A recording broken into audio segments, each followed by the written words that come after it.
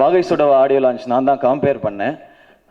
அந்த கம்பேரிங் பண்ணதை பார்த்துட்டு தான் பாண்டராஜ் சார் வந்து ஓகே அப்படின்னு சொல்லி மெரினாவில் நடிக்க வச்சார். ஸோ அது வந்து அந்த ஒரு எக்ஸ்ட்ரா அட்டாச்மெண்ட் இருந்தது.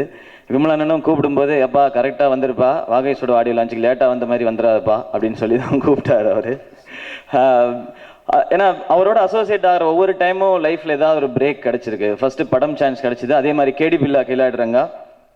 அதில் நடித்த பிறகு ஓகே ஒரு நம்பிக்கை வந்தது எல்லாருக்கும், ஓகே இந்த பையனை வச்சு கண்டிப்பாக படம் எடுக்கலாம் அப்படிங்கிறது. ஸோ அந்தளவுக்கு ஒரு பாசிட்டிவான ஒரு நல்லவர் தான் என்னுடைய பிரதர், அண்ணன் தான் சொல்லுவேன்.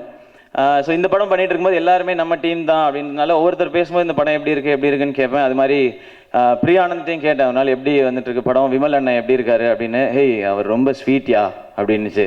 நான் உடனே ஃபோன் பண்ணி என்னண்ணே ஸ்வீட்டுன்றாங்க அப்படின்னா, அது அவங்களுக்கு பிடிக்காத ஸ்வீட்டு போலப்பா அப்படின்னு.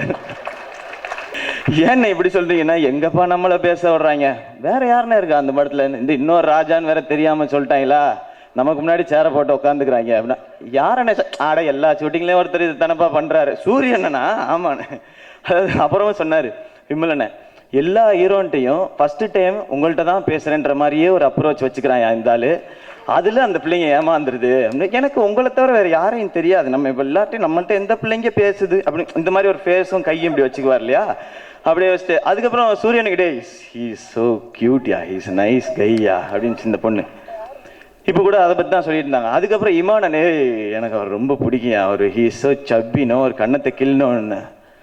அப்போ இப்போ கண்ணத்தை கிள்னது சூரியன் ஸ்வீட்டுன்னு சொன்னதெல்லாம் பார்த்து நாங்கள் பக்கத்தில் உட்காந்து சொல்லிருந்தேன், இப்படியே காமெடியன் மியூசிக் டைரக்டர்னு போயிருங்க, நாங்கள் கிசில் மட்டும் நாங்கள் இருக்கிறோம், மற்றதெல்லாம்